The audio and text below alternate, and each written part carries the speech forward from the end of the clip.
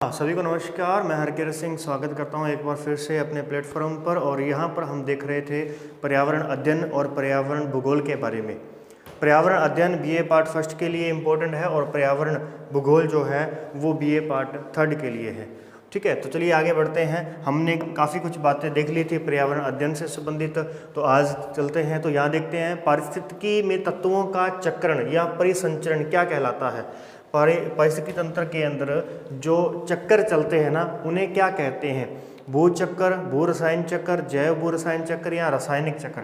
तो ध्यान रखिएगा, इन्हें कहते हैं जैव भू रसायन चक्र भी। अब ये जैव भू रसायन चक्कर जो होता है ये कितने प्रकार का होता है? तो देख लीजिए, बेसिकली ये दो प्रकार का होता है। ये चक्कर या तो जलीय चक्कर होगा, जलीय चक्कर, और या फिर ये गैसीय चक्कर होगा। ठीक है, जैव भू रसायन चक्कर दो प्रकार के होते हैं, एक जलीय चक्कर और एक गैसीय चक्कर। जलीय चक्र में क्या आता है? जलीय चक्र में आता है जल चक्र। और गैसीय चक्र में कौन कौन आते हैं? तो इसमें आती है हमारे पास में कार्बन चक्र, कार्बन चक्र, ऑक्सीजन चक्र, ऑक्सीजन चक्र और नाइट्रोजन चक्र। ठीक है, यहाँ पे मैं एक बार शॉर्ट में लिख देता हूँ, अपने पास ज़्यादा समय नहीं है तो यहाँ पर हम समझ के चलेंगे। तो देख लीजिए, ये हो गया हमारे पास में O2। तो इस प्रकार से कार्बन, CO2, O2 और N2 का जो है चक्कर चलता रहता है। इन्हें हम जैव भू रसायन चक्र में रखते हैं। तो जैव भू रसायन चक्र में ये कौन से श्रेणी में आएंगे? तो गैसीय चक्र की श्रेणी में आएंगे।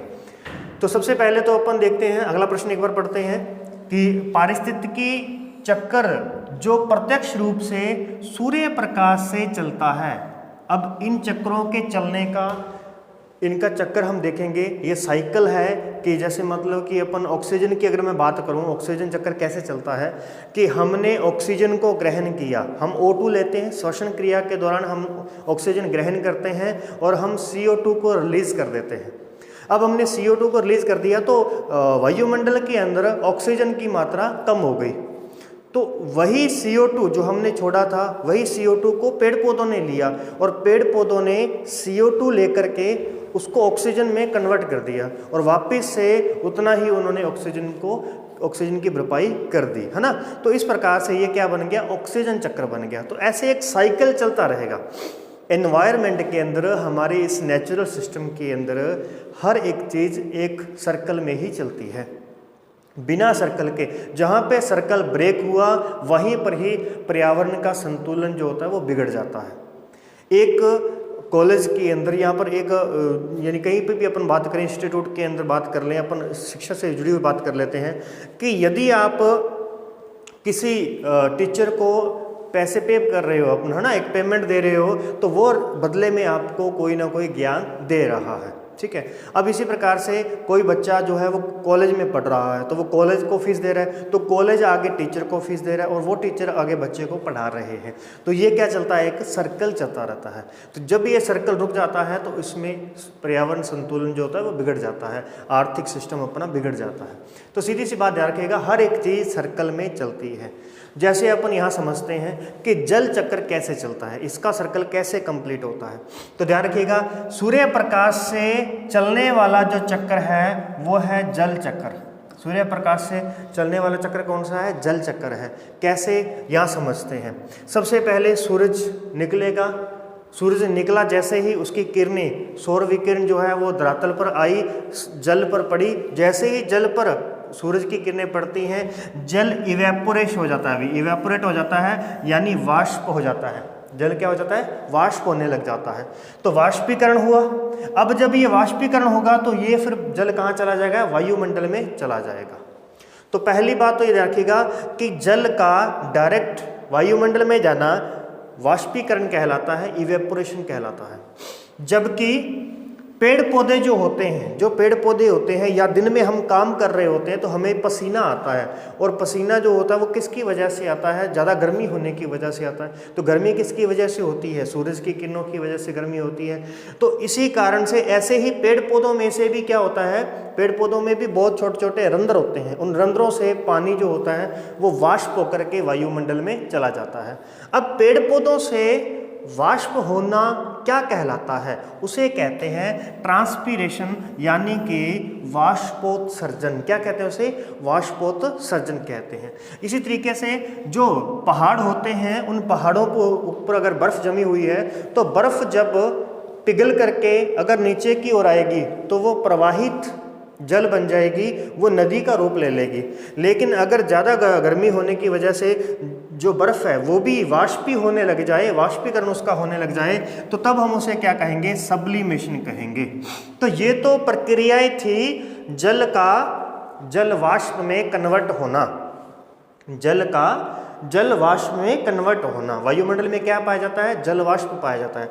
अब ये जल वायुमंडल में पहुंच गया तो वायुमंडल में जाकर क्या होगा? वायुमंडल में जाकर के कंडेंसेशन होगा। कंडेंसेशन, कंडेंसेशन किसे कहते हैं? संघनन की क्रिया को, संघनन की प्रक्रिया जो होती है उसे कंडेंसेशन कहते हैं। संघनन का मतलब है संगठित होना। क्या होना भी? संगठित, यानी जितने भी जल के कण हैं वो सभी आपस में संगठित हो जाएंगे, और जैसे ही वो संगठित होंगे तो सबसे पहले क्या बनेगा भी? उसमें से एक धुंध बन जाएगी या कोहरा छा जाएगा, और ज़्यादा संगठित हो गए तो वो द्रव पदार्थ में कन्वर्ट हो जाएंगे। वो जल किस में बदल जाएगा? द्रव में बदल जाएगा, तो वो वर्षा के रूप में नीचे गिरेगा। और तीसरी कंडीशन के अंदर क्या होता है कि जब वो ज़्यादा संघनित हो जाते हैं तो तब वे हिम के रूप में धरातल पर गिरते हैं, तो उसे हम कहते हैं ओलावृष्टि।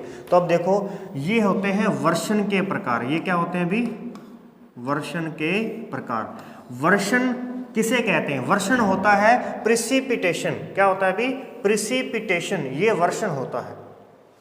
संघनन, संगठित होना, संगठित होने के बाद में अब प्रिसिपिटेशन शुरू होगा, वर्षण शुरू होगा। तो वर्षण किस रूप में हो सकता है? गैसीय फॉर्म में हो सकता है, दूसरा द्रव की फॉर्म में हो सकता है, तीसरा ठोस अवस्था में वर्षण हो सकता है। गैस की फॉर्म में कौन सा होता है? अगर हम वर्षण की बात करें तो आपने देखा होगा धुंध, धुंध, कोहरा, है ना? ये सब क्या है? धुंध, कोहरा। तो ये सब एक प्रकार से वर्षण के ही प्रकार है। इनसे क्या होता है? संगठित होकर के संघनन होने के बाद में वो हमें दिखाई देने लग जाते हैं। तो इसका मतलब वो गैसीय फॉर्म में हमें जलवाष्प दिखना शुरू हो चुका है। जब जलवाष्प द्रव के रूप में दिखता है हमें, तो तब क्या होता है अभी? वर्षा होती है। तब क्या होता है? वर्षा होती है। और जब जलवाष्प ठोस अवस्था में होता है, ठोस अवस्था में होता है, ओले पड़ना ठोस अवस्था में होता है, तो तब क्या कहेंगे अपन? ओलावृष्टि कहते हैं। क्लियर है? बात समझ में आई? तो इस प्रकार से सबसे पहले इवेपोरेशन हुआ, ट्रांसपिरेशन हुआ, सब्लिमेशन हुआ, और उसके बाद में कंडेंसेशन हुआ सबका मिलकर के। कंडेंसेशन से प्रिसिपिटेशन हुआ, प्रिसिपिटेशन होने के बाद में अब ये जल जो है वो या तो फिर रनिंग वाटर बन जाएगा, नदियों के रूप में चला जाएगा महासागरों के अंदर, और या फिर ये जल जो है वो इन्फ्लेटर होकर के यानी भूमिगत जल में बदल जाएगा। मतलब कि नीचे चला जाएगा, धरातल के नीचे चला गया तो उसे हम भूमिगत जल कहेंगे। एक सरफेस वाटर होता है, एक ग्राउंड वाटर होता है, ठीक है? तो ये या तो सरफेस वाटर के रूप में जाएगा, तो नदियों के रूप में जाएगा, महासागरों में चला जाएगा, या फिर ग्राउंड वाटर से होता हुआ फिर से उसी अपनी अवस्था में पहुंच जाता है। तो ये बन जाता है हमारे पास में जल चक्कर। अब इस जल चक्कर को बल किसने दिया? ऊर्जा किसने दी? ये ऊर्जा दी है सूर्य प्रकाश ने। किसने दी है? ये सूरज के प्रकाश से इसकी शुरुआत हुई थी। क्लियर है? अब इसी प्रकार से हम आगे चल करके समझने वाले हैं कि गैसीय चक्र में कार्बन चक्र कैसे चलता है, ऑक्सीजन और नाइट्रोजन चक्र कैसे चलते हैं। चलिए जल्दी से इनको समझ लेते हैं। यहाँ देखिए, कार्बन चक्र में जीवाणुओं की भूमिका क्या होती है? जो बैक्टीरियाज होते हैं उनकी भूमिका क्या है? उनकी भूमिका होती है क्या? प्रकाश संश्लेषण करना, रासायनिक संश्लेषण, कार्बनिक यौगिकों को तोड़ना, या नाइट्रोजन यौगिक के स्वांगीकरण करना। तो नाइट्रोजन तो पहले से निकाल दो, क्योंकि कार्बन चक्कर चल रहा है तो इसमें नाइट्रोजन का कोई काम नहीं है। तो यहाँ फिर बात किसकी आएगी? कार्बन यौगिक को तोड़ना। चलिए अब हम इसको थोड़ा सा समझ लेते हैं। सबसे पहले आप देखेंगे कि पर्यावरण के अंदर पेड़ पौधे हैं। ये पेड़ पौधे जो हैं ये किसे श्वसन क्रिया के दौरान किसे ग्रहण करते हैं? CO2 को। अब ये CO2 क्या है? ये CO2 जो है वो कार्बन प्लस ऑक्सीजन है, कार्बन प्लस क्या है, ऑक्सीजन है। अब इसका इन्होंने सेवन किया। सेवन इन्होंने कब किया, जब प्रकाश इन पर पड़ा, यानी कि प्रकाश संश्लेषण की प्रक्रिया के दौरान, प्रकाश संश्लेषण यानी जब ये भोजन बनाना चाहते हैं, जब इनको भोजन बनाने की आवश्यकता होती है, सूरज का प्रकाश दिन के अंदर ये क्या करते हैं, CO2 को ग्रहण करते हैं। CO2 को लेने के बाद में ये O2 को रिलीज कर देते हैं। O2 तो इन्होंने वापस भेज दी। अब इनके पास बचा क्या, C। अब इनके पास में कार्बन बच गया है। अब कार्बन बच गया, फिर इनको पानी की आवश्यकता होती है, तो जड़ें क्या करती हैं, जल ग्रहण करती हैं, जल ग्रहण करती हैं। और जल क्या है, H2O है, यानी जल में कौन है, हाइड्रोजन है। कौन है अभी, जल में हाइड्रोजन है। हाइड्रोजन प्लस कौन है, ऑक्सीजन है, हाइड्रोजन प्लस ऑक्सीजन है। अब इन्होंने जल को ग्रहण किया तो ऑक्सीजन तो फिर से वापस रिलीज हो रही है, तो और क्या रह रहा है इनके पास में, इनके पास में H स्टोर हो रहा है। अब पेड़ पौधे अपने पास में C और H को स्टोर करते हैं। अब C और H को स्टोर करने के बाद इसको कहाँ पर भेजते हैं ये, या किस रूप में इनके पास C और H स्टोर होता है।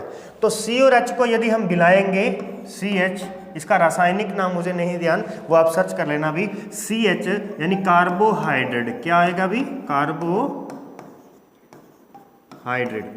अब कार्बोहाइड्रेट इनके पास में संचित हो गया।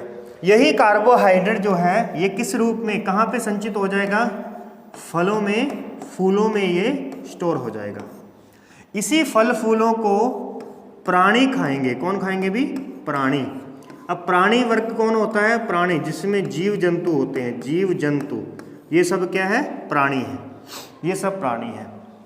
और जो पादप होते हैं, जो ये प्रकाश संश्लेषण की प्रक्रिया के दौरान जो CO2 को लेते हैं और O2 को छोड़ते हैं, वे सब क्या होते हैं, पादप होते हैं। पादप में कौन आता है, पेड़ पौधे, है ना। पेड़ बड़े बड़े वृक्ष हो गए, पौधे यानी कि छोटी छोटी झाड़ियाँ वगैरह होगी, जैसे कोई फसलें हो गई, तो ये भी पौधे हैं, तो ये पौधे हो गए। तो ये क्या करते हैं, भोजन बनाने का काम करते हैं। और ये इन भोजन को सेवन कौन करता है, जीव जंतु इनको सेवन करते हैं, उपभोक्ता इसे सेवन करते हैं। अभी आपने देखा था पिछली वीडियो के अंदर, मैंने आपको बताया कि एक होता है उत्पादक। उत्पादक जो भी पैदा करेगा उसका उपभोग किया जाएगा, तो किसके द्वारा, उपभोक्ता के द्वारा। प्रोड्यूसर के बाद में कंज्यूमर आएगा, और कंज्यूमर के बाद में अब जब वो खा लेगा उपभोक्ता, जब उपभोक्ता की मृत्यु हो जाएगी तो अब शुरुआत हो जाएगी किसकी, अपघटक की शुरुआत हो जाएगी। अब अपघटक आएंगे जो उसको वापस से मिट्टी में मिला देंगे। तो ये सर्कल, जैसे हमने पारिस्थितिकी का चक्कर देखा था, वैसे यहाँ पर हम कार्बन चक्कर देख रहे हैं। तो फल फूल को खाया मानव ने, तो हम यहाँ पे मानव का एग्जाम्पल ले लेते हैं कि मानव ने फल फूल को खाया। तो फल फूल खाने से हमें क्या मिलती है अभी, एनर्जी मिलती है, हमें एनर्जी मिलती है। एनर्जी क्यों मिलती है, हमें जो ऊर्जा प्राप्त होती है ना, जो भी हम भोजन करते हैं, भोजन से हमें ऊर्जा प्राप्त होती है। ऊर्जा क्यों प्राप्त होती है, क्योंकि उसमें CH होता है, C और H होता है, यानी कार्बोहाइड्रेट उसमें होता है। तो कार्बोहाइड्रेट जब हम खाएंगे तो हमें ऊर्जा मिलेगी। अब हमारे पास में कार्बोहाइड्रेट दोनों चीज़ें, आप C और H हमारे पास में आ चुका है। अब हमने क्या किया, वातावरण से O2 को श्वसन के माध्यम से लिया, और जब हमने इसे श्वसन के माध्यम से लिया और हमारे अंदर जो C था उसको हमने वापस भेज दिया इसके साथ जोड़ करके, तो ये क्या बन गया, CO2। तो ये हमारी श्वसन क्रिया कंप्लीट हो गई, उधर से इसकी श्वसन क्रिया कंप्लीट हो गई, इधर से हमारी हो गई। तो CO2 वापस वैसे की वैसी वायुमंडल में पहुंच गई। अब आप कहेंगे कि ये H हमारे पास में है, तो ये H कैसे निकलता है बाहर, H निकल जाता है पसीने के माध्यम से H2O बन करके, क्या बन करके भी, H2O बन करके ये निकल जाता है, यानी जल बन करके जल की फॉर्म में, द्रव की फॉर्म में ये निकल जाता है, ठीक है। और जिस प्रकार से जब ये वापस C और H निकल जाते हैं तो हमें कमजोरी महसूस होती है, हमें भूख प्यास लगती है, तो फिर हम वापस से इन उत्पादकों के दिए फल को हम ग्रहण करते हैं और फिर से हम ऊर्जावान हो जाते हैं। इसीलिए अगर हमें ऊर्जा प्राप्त करनी है तो हमें 3 बातें की ध्यान रखना होगा। हमें कार्बोहाइड्रेट लेना है, सही मात्रा में हमें विटामिन्स लेने हैं, सही मात्रा में हमें प्रोटीन्स लेना है। अब प्रोटीन कैसे आएगा हमारे पास में, उसका भी हम देखेंगे। प्रोटीन का सर्कल बनेगा नाइट्रोजन चक्कर के अंदर। यहाँ पे किसका बना, कार्बोहाइड्रेट का यहाँ पे कंप्लीट हो गया। क्लियर है, चलिए आगे बढ़ते हैं। अब आती है बारी हमारे पास में नेक्स्ट दूसरा, हम यहाँ पे देख लेते हैं नाइट्रोजन चक्र को देख लेते हैं। कार्बन चक्र हमने देख लिया कि किस प्रकार से कार्बन CO2 की मात्रा को हम पेड़ पौधों ने ग्रहण किया और रिस्पिरेशन के द्वारा कुछ O2 को वापस भेज दिया ना। तो इसके बाद में क्या किया, इन्होंने कार्बन का फिक्सेशन किया जो कि कंज्यूमर ने लिया। और कंज्यूमर ने जब लिया, गाय ने जब भी इसको खाया और जब ये गाय की मृत्यु हो जाएगी तो ये इसका डीकम्पोजिंग हो जाएगी। डीकम्पोजर जो होंगे वो इसे डीकम्पोज कर देंगे, अपघटित कर देंगे। तो जो कार्बन इसके पास में आया था, देखो कार्बन यहाँ पे रह गया था, वो कार्बन किसने ले लिया, जीव जंतुओं ने ले लिया। अब सी इसके पास में आ गया। अब जब ये इसकी मृत्यु हो जाएगी तो इस सी को डीकम्पोजर ने क्या कर दिया, मिट्टी में मिला दिया। और जब मिट्टी में मिला दिया तो यहाँ पर बन गए फॉसिल्स। अब फॉसिल्स होता है जीवाश्म, जीवाश्म ईंधन, जीवाश्म ईंधन। अब जीवाश्म ईंधन कौन कौन सी होते हैं ये ध्यान रखिएगा। जीवाश्म ईंधन होता है कोयला जिसमें कार्बन की मात्रा होगी, पेट्रोलियम, पेट्रोलियम और प्राकृतिक गैस, प्राकृतिक गैस। ये क्या होते हैं, जीवाश्म ईंधन होते हैं जो ऊर्जा देते हैं। ये ऊर्जा क्यों दे रहे हैं, क्योंकि इनमें सी है, कार्बन है।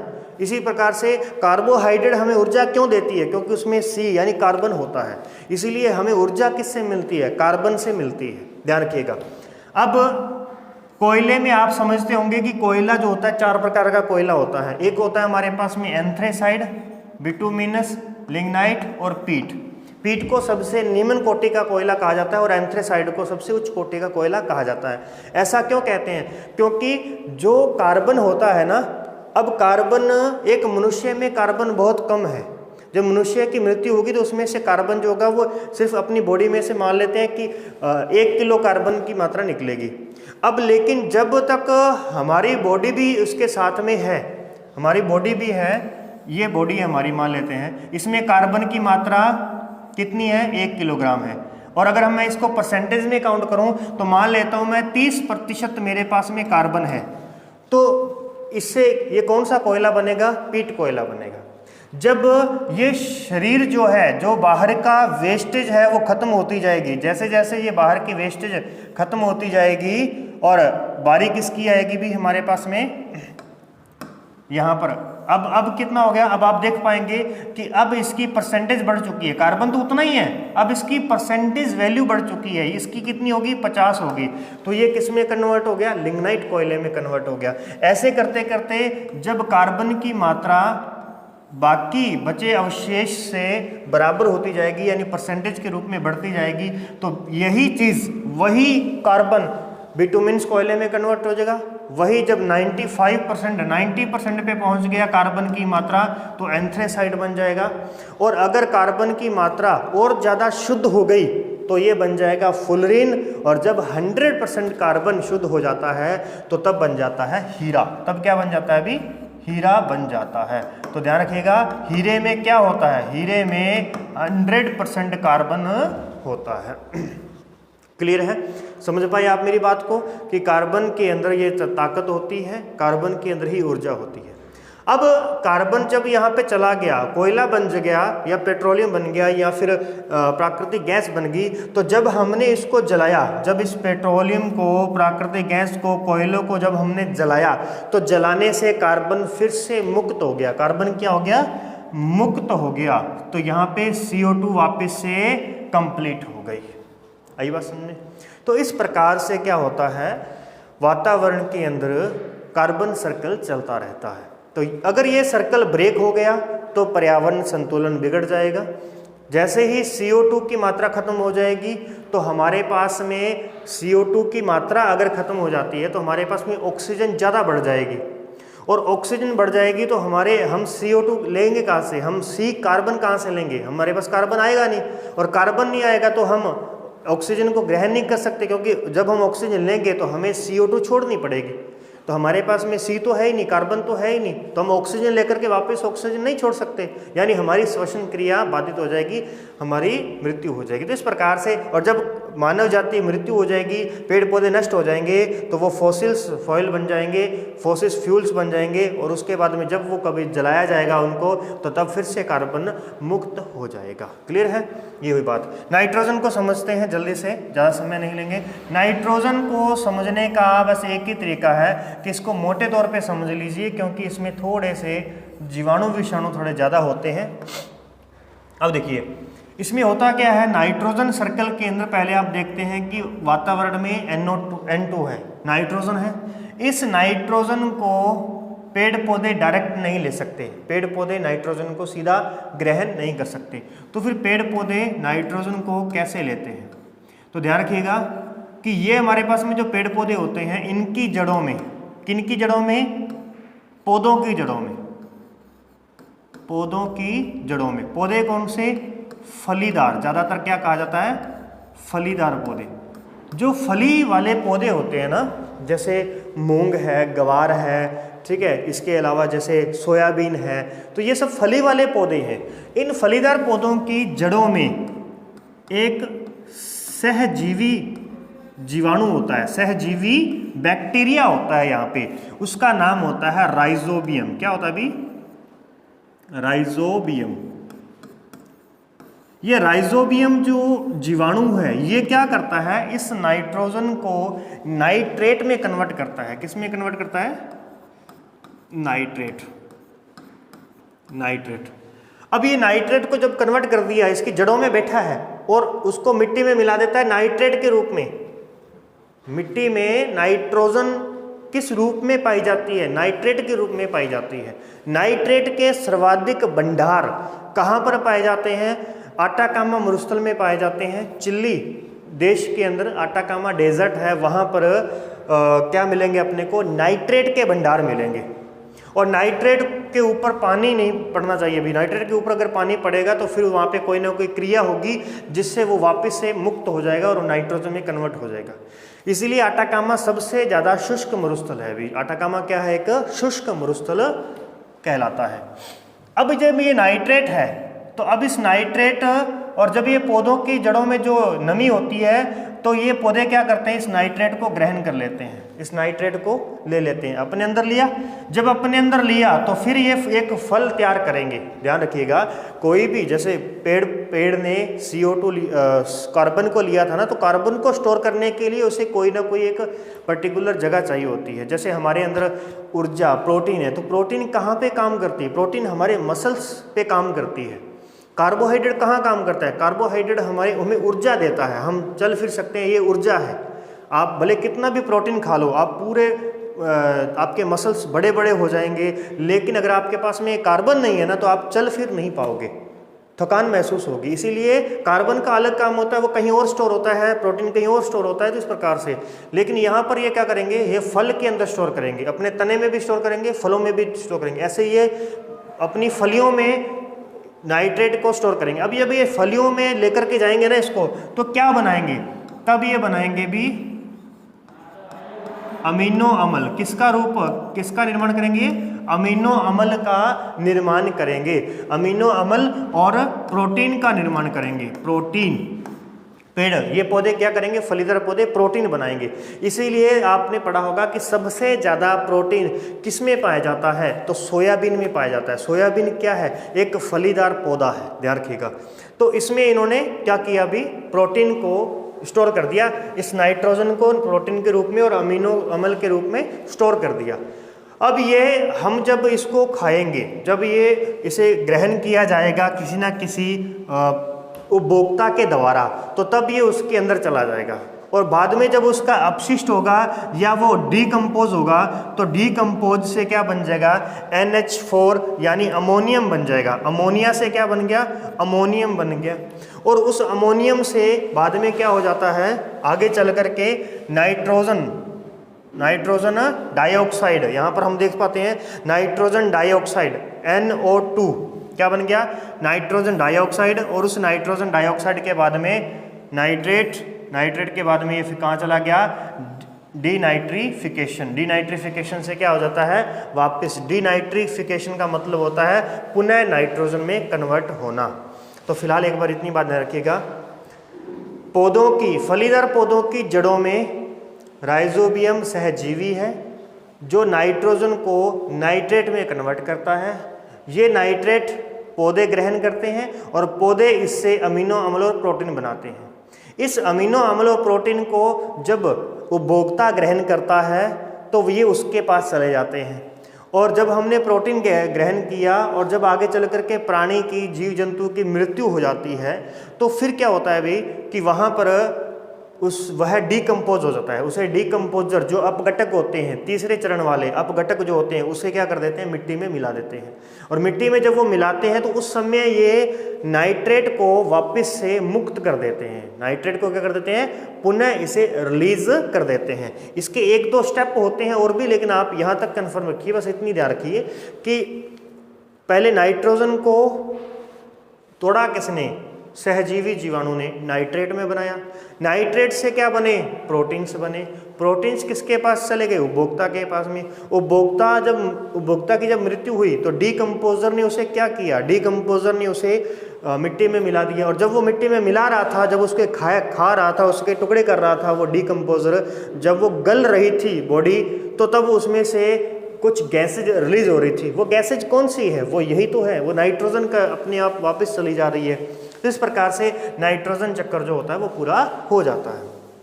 चलिए आगे बढ़ते हैं, अब बात करते हैं। अब इसके बाद में हमारे पास में आ जाएंगे क्वेश्चन कुछ पर्यावरणीय समस्याओं से संबंधित भी, पर्यावरणीय समस्याएं। अब पर्यावरणीय समस्याएं जो पैदा हो रही हैं ना, ध्यान रखिएगा, समस्याएं पैदा होती हैं जबकि आपदाओं के सामने मनुष्य विवश होता है। समस्याओं को तो हम हल कर सकते हैं, लेकिन आपदाओं को या संकट को हम टाल नहीं सकते। ठीक है, एक बार देखिए, सभी जुड़े हुए हैं, ओके। तो समस्याओं की बात करते हैं। आपदाएं मैंने इससे अगली क्लास के अंदर आपदाओं को पढ़ाऊंगा, तो यहाँ पर देखिएगा समस्याएं जो होती हैं, इसमें देख लेते हैं हरितगृह प्रभाव। ये एक समस्या है। हरितगृह प्रभाव क्या होता है, पहली समस्या, एक समस्या हमारे पास में है ग्रीन हाउस इफेक्ट, हरितगृह प्रभाव। ठीक है, दूसरी समस्या हमारे पास में है कौन सी भी, ओजोन क्षरण की। ओजोन क्षरण से पहले अपन देखते हैं ग्लोबल वार्मिंग, किसकी भी, ग्लोबल वार्मिंग यानी वैश्विक तापन, वैश्विक तापन। तीसरी हमारे पास में एक समस्या है जलवायु परिवर्तन, जलवायु परिवर्तन। और एक हमारे पास में है ओजोन क्षरण, ओजोन क्षरण। और फिर एक समस्या है हमारे पास में अम्लीय वर्षा, अम्लीय वर्षा।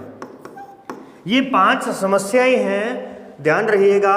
मैं इसी वीडियो के डिस्क्रिप्शन में आपको इसके लिंक, आई बटन पे आपको इसके लिंक उपलब्ध करवा दूंगा। आपने वहां पे जाकर के इसकी डिटेल वीडियो देख लेनी है। मैं यहाँ पे आपको छोट में बता रहा हूँ कि ये जो तीनों जो है ना हमारे पास में, ऊपर वाले तीनों, ये तापमान से संबंधित हैं, ये CO2 से संबंधित है। हरितगृह प्रभाव की सबसे मुख्य गैस कौन सी है, CO2। CO2 क्या करती है, सूरज से आने वाली जो सौर विकिरण होता है, सौर विकिरण को तो ये वायुमंडल में प्रवेश करने देती है, विकिरण वो तो वायुमंडल में आ जाता है। लेकिन जब पृथ्वी गर्म होकर के, जब पृथ्वी से पार्थिव विकिरण शुरू होता है, क्या शुरू होता है अभी, पार्थिव विकिरण शुरू होता है। अब ये क्या होता है, तो इसे आप डिटेल वीडियो में देख लीजिएगा। हमारे पास इतना ज़्यादा समय नहीं है कि हम इसको और आगे ले जा सके, इसलिए हम इन बातों पे चर्चा करते हैं। इसीलिए मैं आपके लिए प्रश्न लेकर के आया था, प्रश्न के माध्यम से हम व्याख्या करते हुए चलेंगे। पार्थिव विकिरण, तो पार्थिव विकिरण को ये वापस नहीं जाने देती, जिससे तापमान में वृद्धि होती है। तो तापमान में वृद्धि होती है तो ग्लोबल वार्मिंग बढ़ जाती है, जल स्तर जो होता है वो यानी कि जो हिम होते हैं, ग्लेशियर होते हैं, वो पिघल जाएंगे, जल स्तर बढ़ जाएगा और जलवायु में क्या हो जाएगा, परिवर्तन हो जाएगा। CFC यहाँ पे बढ़ जाएगी, तो CFC से क्या होता है, ओजोन क्षरण होता है। और ओजोन का ध्यान रखिएगा, ओजोन की मोटाई जब कम होती है ना तो उसे हम कहते हैं ओजोन में छेद हो गया। क्या हो गया अभी, ओजोन में छेद हो गया। तो इन बातों को आप देख लीजिएगा। अम्लीय वर्षा में क्या होता है, SO2 सल्फर डाइऑक्साइड और NO2 नाइट्रोजन डाइऑक्साइड जो होती है, ये अम्लता को बढ़ा देते हैं वायुमंडल के अंदर, जिससे क्या होता है, अम्लीय वर्षा होती है। तो फिलहाल यहाँ पे आते हैं वापस। कौन सी हरित गृह प्रभाव गैस नहीं है, तो कौन सी नहीं है, तो H2 नहीं है, यानी हाइड्रोजन नहीं है। कार्बन डाइऑक्साइड है, CFC है और मीथेन CH4 है। मीथेन कौन सी है अभी, CH4। तो ये क्या होती है अभी, ये कार्बन यानी कि हरित गृह प्रभाव को बढ़ाने वाली गैसें हैं। यही ग्लोबल वार्मिंग को बढ़ाने वाली गैसें हैं, यही जलवायु परिवर्तन की गैसें होती हैं, ध्यान रखिएगा। वायुमंडल की कौन सी गैस पराबैंगनी किरणों को बांधे रखती है, पराबैंगनी किरणों को नीचे नहीं आने देती, तो वो होती है O3। कौन सी भी, O3 होती है। O3 किसे कहते हैं, ओजोन गैस को कहते हैं। ओजोन लेयर की कमी होना ही इसका ओजोन क्षरण होता है। तो आगे बढ़ते हैं। जेट वायुयान उत्सर्जन में मुख्य एरोसोल प्रदूषक कौन है, एरोसोल प्रदूषक कौन है, तो sulphur dioxide, carbon monoxide, methane, chlorofluorocarbon भी। कौन सी भी, क्लोरोफ्लोरोकार्बन CFC कहाँ से निकलती है, जेट वायुयानों से होती है। और यही जेट वायुयान जब ऊपर उड़ते हैं तो वहाँ से ओजोन क्षरण लेयर को यानी नुकसान पहुंचता है। इसके अलावा CFC AC एयर कंडीशनर और रेफ्रिजरेटर के अंदर CFC का यूज किया जाता है। जीवाश्म ईंधन को जलाने से उत्पन्न मुख्य प्रदूषक गैस कौन सी है, प्रदूषक गैस की यहाँ पे बात कर रहा है। तो CO2 यहाँ से निकलती है। आपको अभी मैंने बताया कार्बन चक्कर के अंदर CO2 निकलती है, लेकिन ध्यान रखिएगा CO2 प्रदूषक गैस में काउंट नहीं होगी। ये CO2 किस में काउंट होगी, हरित गृह प्रभाव में काउंट होगी। ठीक है, दोनों में डिफरेंस है, प्रदूषण और हरित गृह प्रभाव दोनों में डिफरेंस है। तो फिर यहाँ पे और कौन सी निकलती है, तो वो निकलती है सल्फर डाइऑक्साइड भी, sulphur dioxide SO2, sulphur dioxide यहाँ पे निकलती है। नेक्स्ट आगे चलते हैं। मुख्य वायु प्रदूषण जो ओजोन परत को नष्ट करता है, ओजोन परत को नष्ट करने वाला कौन सा है, नाइट्रोजन ऑक्साइड और फ्लोरोकार्बन।